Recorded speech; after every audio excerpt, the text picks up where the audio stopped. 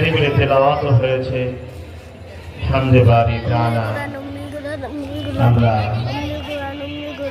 এটাও শুনেছি আমাদের সামনে পরিবেশন হয়েছে। আমি একটা আপনাদের মধ্যে একটা আরোপ রাখতে চাই। এখানে যারা আছেন সবাই আমাদের কল্যাণপুরবাসী, পাইকপাড়া, পীরের বাগ, তোলার বাগ, আশেপাশে যারা আছেন এরা সকলেই এই প্রতিষ্ঠানকে মহব্বত করেন, ভালোবাসেন। এই জন্যই ইনশাআল্লাহ আপনারা সকলে এখানে এসেছেন মহব্বত করে। এই জন্য মহব্বতের দাবি হল এটা, একটু এখান থেকে যে পরামর্শটা দেওয়া হবে এই পরামর্শটা আপনারা একটু মেহেরবানি করে গ্রহণ করবেন।